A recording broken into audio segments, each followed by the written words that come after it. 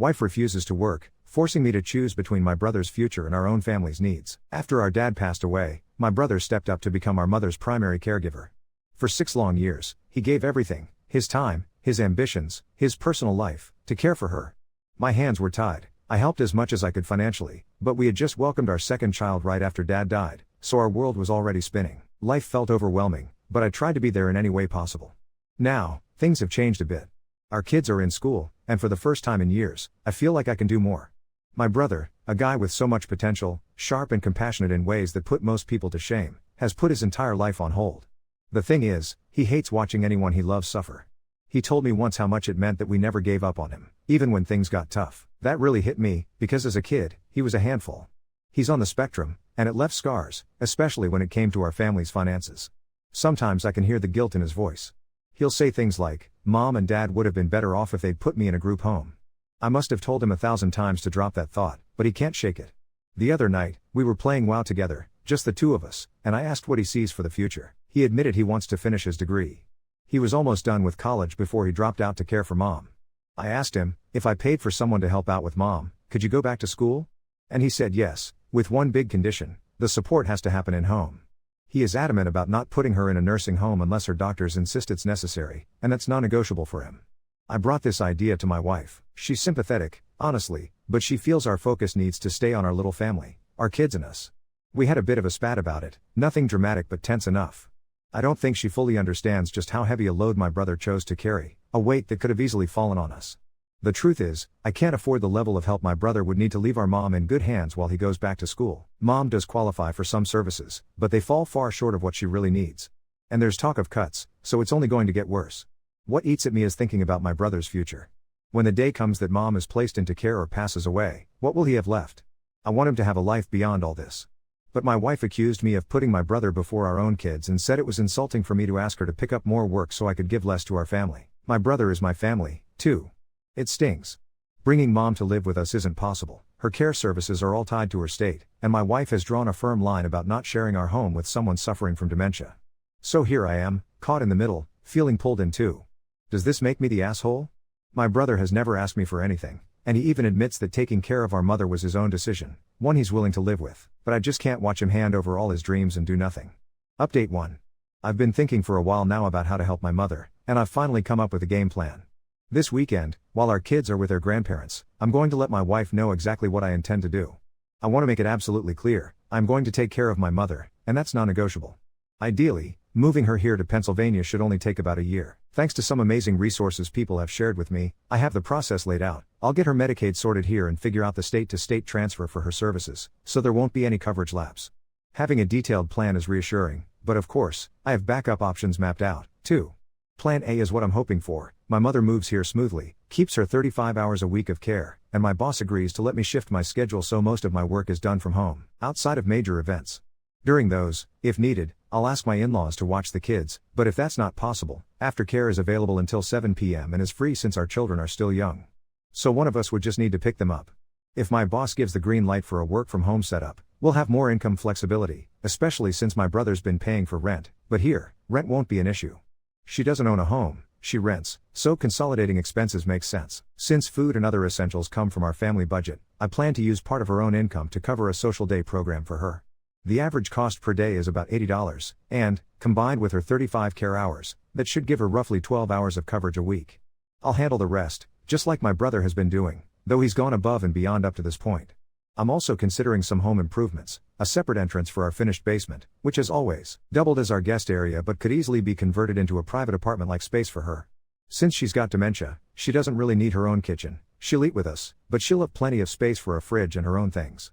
Most importantly, this gives my mother a supervised way to interact with the kids, addressing my wife's concerns about her having free run of the house, and it offers me the opportunity to be there for my mom. Plan B is a bit tougher, both logistically and financially. If my boss doesn't approve my schedule shift, I'll tell my wife that in about a year, once I max out vacation and look into FMLA, if it qualifies for this situation, I'll check with HR, I'll quit my job. My wife would have a year or so to find work, and her income would cover our needs. With this option, my mom wouldn't live with us but would be in an apartment close by. Unfortunately, adult day services might not be available in that scenario, but since I'd be home and the kids would be in school, I could spend my days with her, then rely on those same 35 support hours to help in the evenings. After she's settled, I'd look into care homes for the future, hoping that when that time comes, my brother will be finished with school and we could split the cost to get her into a good place. Based on what I've been reading in caregiver forums, good is a subjective term and this whole process may be drawn out and complicated. Then there's my last-ditch plan Z, which I hope never comes to pass, if we end up divorcing over this. I love my wife, but if she's completely unwilling to let me help my mom, in either of these scenarios, then it seems we've reached the end of the road as partners.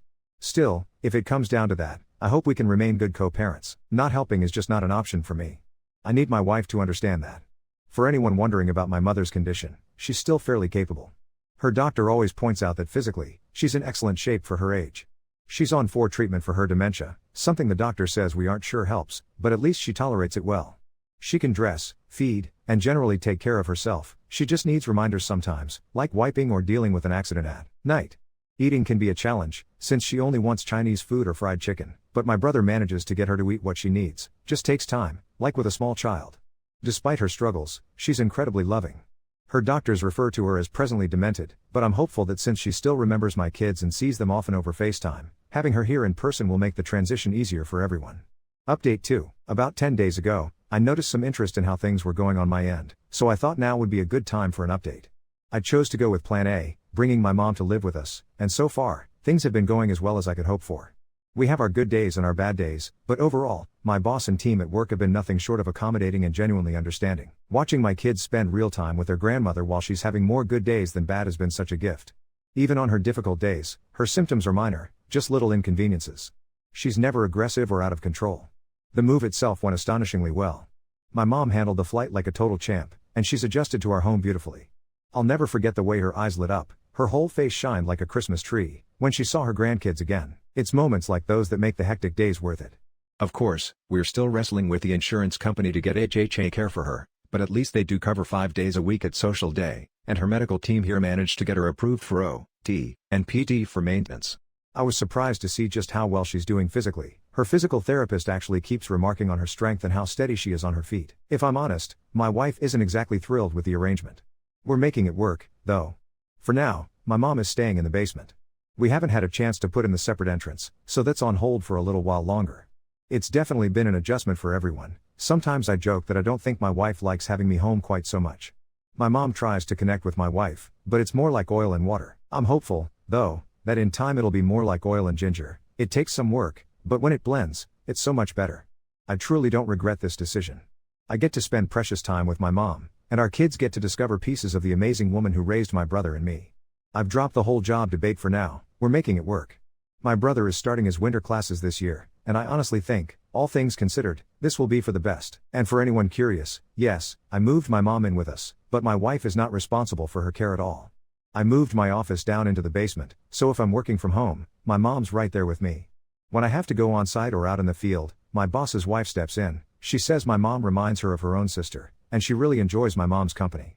The feeling is mutual. They go out together for hair, nails, just girly stuff. She's been incredibly supportive. Honestly, I couldn't have managed without her help.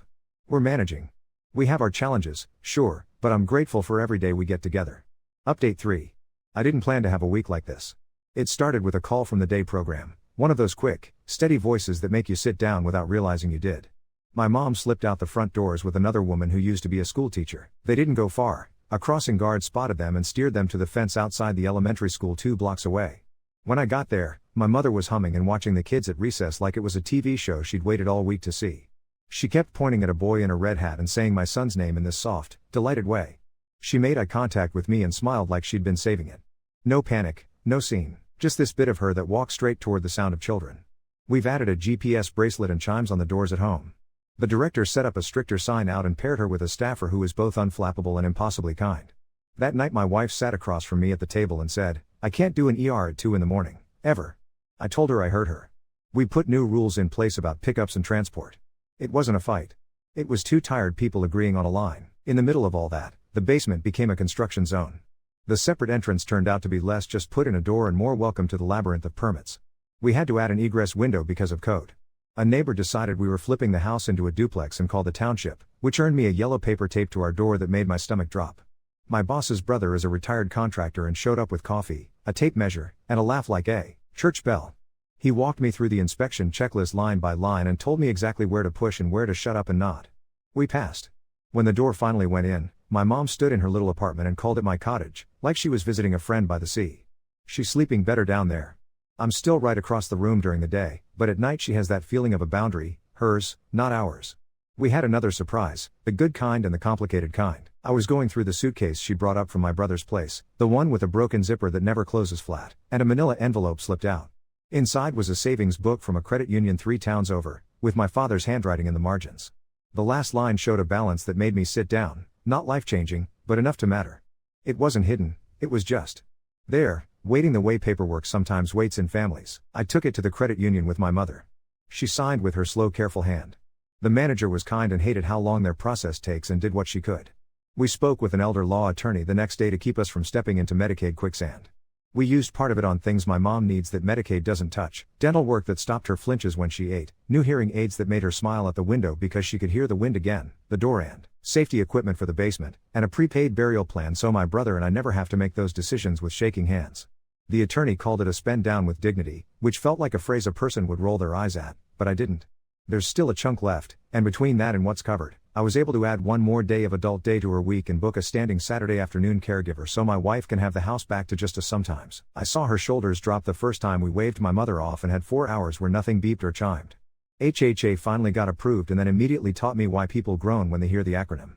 The first aid they sent was perfectly pleasant to me and rough with my mom when she thought I wasn't listening, rushing her and sighing when she moved slow. My mom had a rash by the 3rd day from being put in adult diapers she doesn't need just to make it easier. I let that agency go that afternoon and cried in the car because I hated that I'd let someone be unkind to her on my watch. The director at the day program gave me a card for another agency. Their staff actually know my mom's name when they come in. The woman we have now is steady and chatty and hums the same off-key song every Thursday while she braids my mom's hair, and my mother sits there grinning, eyes closed, like she's at the spa. The first night she was here, she brought artisanal donuts and an extra one for your wife, if she eats this sort of thing. My wife does. She smiled without thinking and said, "Thank you," like she meant it. Small things matter. My brother started classes. He called me after his first seminar, and I could hear traffic in his heartbeat in the phone. He said a professor pulled him aside and told him to consider the honors thesis track. He said, "I don't know if I'm allowed to want that." I told him he is. He got an email 2 days later about a 2-week residency this summer he'll need to complete to finish faster. He freaked out for about 10 minutes until I told him it's fine. Between the added respite hours and my boss's wife, who, by the way, has decided she's my mother's unofficial big sister and roped her into a memory choir they do at the center, we can handle 2 weeks. He's going to come stay with us during the residency. He promised my wife that while he's here he'll take night duty, every night, no questions, and that my mother won't step foot upstairs unless invited. He meant it. He's been drawing little floor plans and figuring out where to put a desk in the cottage so he can study near her and still be a person. He sent me a picture of his student ID like a kid showing off a lost tooth. The most unexpected moment happened at the senior prom the day program hosted on Friday afternoon. They went all out with paper flowers and a punch bowl that tasted like my childhood. The kids had early dismissal, so I brought them. My daughter wore a sparkly headband and insisted grandma needed one, too. They danced to old songs and also, for reasons no one could explain, to Uptown Funk. My mom laughed until she couldn't breathe and then sat, hand on my son's knee, watching the room like it was stained glass. A slow song came on and she turned her head and said, "Your father loved this one," like she'd put it somewhere safe and finally found it again. She called me by the nickname she used when I wore Velcro shoes. It landed in my chest and stayed there. It isn't all sweetness. Sleep is a mess some nights. We had a rough evening where my wife and I both reached for the same argument and grabbed it and waved it around and then put it down because it wasn't going to help. I keep making myself eat real food and not just coffee. I keep finding her socks in the weirdest places and FaceTiming my brother from the laundry room so he can laugh at me. We had our first township inspection for the basement and passed on the second try because the smoke detector was 6 inches off and I wanted to tear my hair out. My mother has started greeting the mailman like an old friend, which she can do because, apparently, the mailman is an old friend. He used to deliver to the route my father was on and remembered that man who carried peppermints and spare stamps. He asked after my brother and then told my mother she looked like mischief, and she ate that up like candy. We're not done. I don't think we ever will be, not in the neat way I used to picture. But my mom has a door she can open to a small piece of life that's hers. My wife has time carved out that isn't stolen. My brother has a syllabus and a panic about midterms that feels like a gift. And I have a Saturday afternoon where my house is quiet and my mother is at choir, and I can close my eyes and, for a second, hear nothing but her off-key voice in my head, full of a life that still belongs to her. Update 4. The elementary school called me on a Tuesday with a question that made my throat tight in the good way. Would my mother like to be a reading buddy for the first grade classes twice a month? The day program director had floated the idea after the incident with the fence, said my mom lights up around kids and the school had a new grandfriends pilot. I took my mom in to meet the librarian. My mother held out her hand like an ambassador and said, "My name is Dorothy and I am very good at books." They gave her a lanyard with a big laminated badge and she made the security guard admire it twice. On her first day she read about a bear who wanted pancakes and the teacher had to stop twice because my mom and my daughter kept laughing at the exact same spots. On the way out my mother whispered, "I used to be very good at this," like it was a secret she trusted me with again. She brought home a paper crown and wore it over her hairnet at dinner and my son called her Queen of Pancakes. She curtsied at him and didn't forget to come up. My brother is here for his residency and our house has the sleep schedule of an airport. He's doing night duty like he promised. He put a desk in the corner of the cottage under the egress window and pinned up note cards and drew himself a little box to check off every time he makes it through a chapter. He is both a human alarm clock and a human weighted blanket. He convinced my mom to try chamomile by calling it yellow tea and telling her it was fancy. He cooked breakfast on day 3, a steady rhythm at the stove, and I watched my wife have her first real conversation with him that wasn't logistics. He flipped pancakes crispy at the edge because that's how our father made them on Sundays, and he did it without saying that out loud. My wife said they were perfect and he ducked his head and said, "It's a family hack," and she smiled like maybe he belonged at our table anyway. We had a storm the size of a decision. The power went out at 9 at night with that clean click that tells you it'll be a while. The basement hummed to silence. My heart did the math on the sump pump and the meds and the refrigerator's careful temperature. It was raining sideways. The egress window turned into a movie screen for water. We went into motion like we'd rehearsed it even though we hadn't. My brother hauled out the old bucket from under the workbench and shoved towels along the sill. My mom, who hates socks, agreed to rain boots because they were yellow and made her laugh. She held a flashlight for me like a foreman and counted to 30 each time the bucket filled, which kept me from forgetting to breathe. My wife found every candle in the house and put one in the bathroom in a way that made me fall in love with her again for being the person who thinks of that. The boss's brother rolled up in a truck with a generator, yelled my name into the storm like a man calling a dog he loved, and got the fridge and the sump back on before the water made a decision for us. The neighbor who called the township last month crossed the yard with an extension cord and didn't say a single thing about codes. She said, "My mother's windows used to do this," and pressed her palm flat to the glass as if she could hold it back. We stood there in a thin line and passed towels down like a bucket brigade made of fabric. The kids sat under the table with the dog and built a fort of couch cushions and the emergency radio and a bag of pretzels, and my mother checked on them every 5 minutes to ask if anyone needed tea. When the lights blinked back to life at 3 in the morning, my mom clapped and said, "Encore," and then went to bed and slept like she'd done a shift at the firehouse. The most surprising gift from that night came the next morning. The neighbor knocked with a coffee cake wrapped in wax paper and asked if she could see the door and how we made it work. She said her husband was in memory care when he died and she didn't have the energy to be nice to anyone back then and she might always be a little mean around the edges. I told her I understood. She put her hand on the jamb of my mother's door and said, "My mother used to call her sewing room a cottage," with a smile that looked like someone had unknotted something in her face. My mother came out and told her the cottage had a window where birds come to gossip. The neighbor laughed and we all exhaled in the same language. We had our first UTI and it knocked us sideways even though the doctor warned me I'd learn the signs.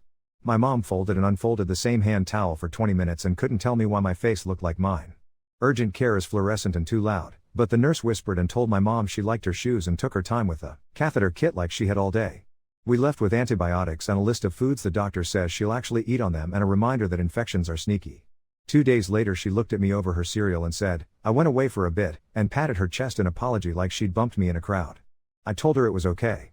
We put up a calendar with stickers the kids pick when she drinks enough water, and my wife found a cup with a handle she can grip even when she's tired, and the 8 hums "You Are My Sunshine" until my mom drinks 2 glasses without a sigh. It felt like we got something back and I'm holding it carefully. The mailman invited us to a retirees breakfast because word got around that I was Peppermint Joe's boy. We walked into a hall that smelled like coffee and pancakes and old coats in winter and there were a dozen men in jackets with USPS patches and soft eyes. They told me my father used to keep a bag of dog biscuits for the mean ones and he never forgot birthdays on his route and one time he stopped to fix a kid's chain on a too small bike and showed him how to oil it with whatever was in his pocket. They had a fold-out board with pictures of route days and someone had taped up a Polaroid of my dad carrying a package that I'm pretty sure was the VCR we weren't supposed to know about. My mother stood under it and touched the corner like she was pressing a stamp. One of the men pinned a little enamel envelope on her sweater and said, "For the carrier's best girl, and if there is a version of holiness for people like us, it lives in rooms like that." The residency schedule overlapped with her reading buddy day, so my brother went with us and pretended to be Mr. Quiet in the back. He cried behind a copy of Frog and Toad and tried to pretend he had allergies. Afterward we went for ice cream and my mother stared at the menu, then pointed at something with every topping and announced she would have the works. The teenager behind the counter laughed and said, "Sure thing," and made the monster sundae and then made a smaller version in a paper cup and handed it to my wife with a nod that said, "You look like you need one that won't drip on your shoes." My wife licked a bit of chocolate off her thumb and leaned into my shoulder for a second like she'd forgotten we knew how to do that. We had one more thing happen that I'm still unwinding. My mother called me into the cottage with urgency that made me run. She had her jewelry box open like a treasure chest, the one with the little ballerina whose spring is too tired to dance anymore. She pulled out a ring I'd never seen, a thin gold band with a stone the exact color of the ginger candy she used to keep in her purse for long car rides. She said, "Your father bought this when we decided to stay," and I think she meant in our town, in our house, in our life. She turned and pressed it into my wife's palm and said, "This is for the woman who stays," and I saw my wife's eyes go wide in that way she tries to hide. She slid it on and it fit like it had been waiting. Later she stood at the sink washing one wine glass and turning her hand under the light like an answer to a question she hadn't let herself ask. The memory choir got asked to sing at the farmer's market on a Saturday under a tent that smelled like peaches and hot kettle corn. My mom wore her crown because the kids told her it would help the high notes. They sang the same 4 songs they always sing and a fifth they forgot half of while a woman with a tambourine tried to fetch the melody like a kite. It didn't matter. People put down their bags and wiped their eyes and clapped with the kind of patience you rarely get in public. My mom leaned into the microphone for the last line of "You Are My Sunshine" and hit it dead on. My son whooped so loud a dog barked. On the way home, my mother tucked the crown into her purse and told me, very seriously, that she was thinking of going on tour. We're still tired. The inspection sign-off for the basement final came and I put it in a frame in the laundry room like a diploma because I'm that person now. My brother leaves next week to go finish the term and the kids have started asking if he can sleep over again even though he hasn't left. My wife set an alarm on her phone for Saturday when the caregiver comes that says our time with a little heart, and that feels like a bridge sturdy enough to carry us.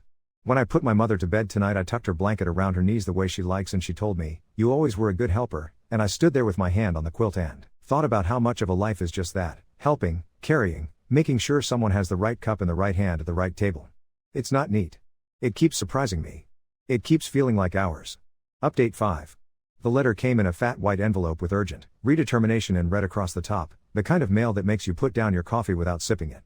I opened it at the kitchen counter and watched a paper snowstorm happen in our house. Statements, signatures, proof of this and that, all with deadlines that felt like someone breathing on my neck.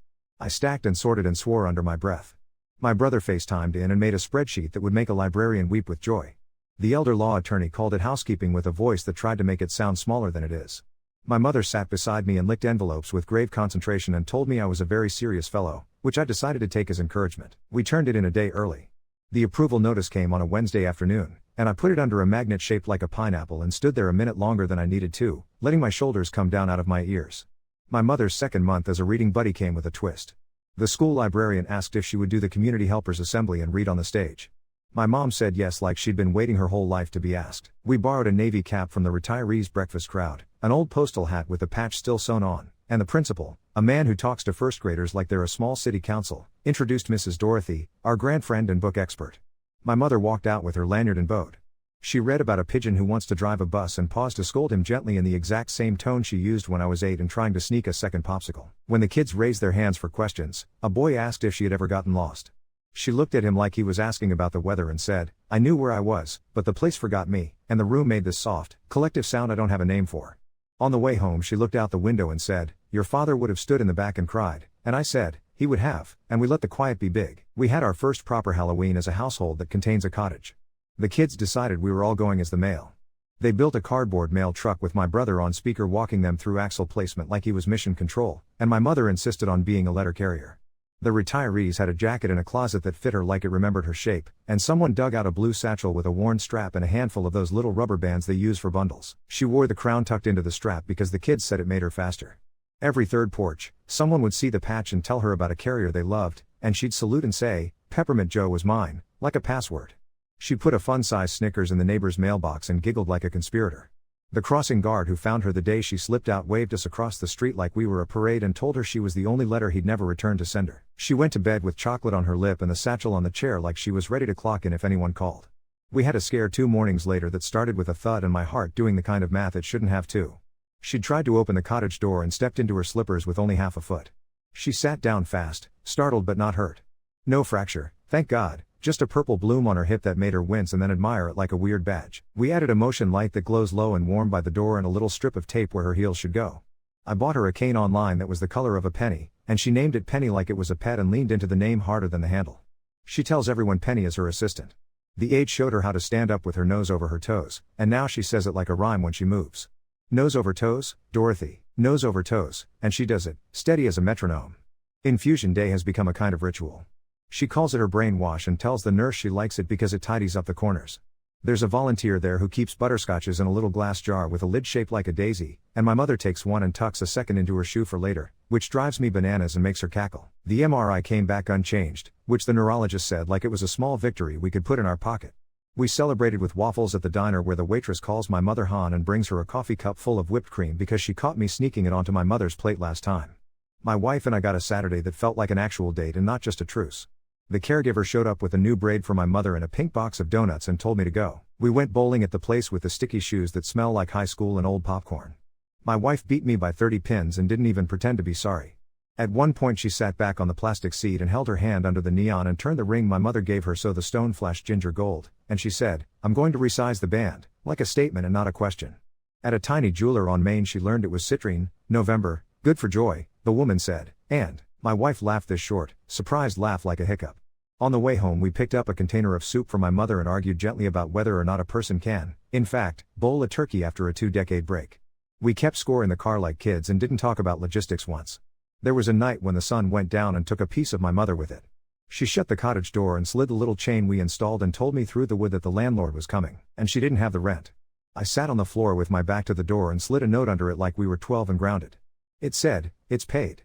Love, your son."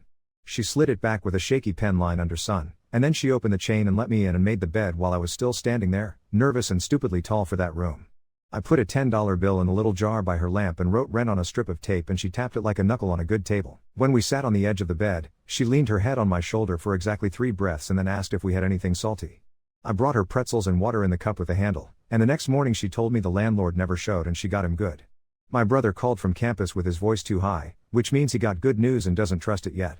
He was awarded a small scholarship with a name that belonged to a professor who died before he started there, and he said the ceremony is in a room with more windows than chairs and did I think he could wear the tie Dad gave him for high school graduation.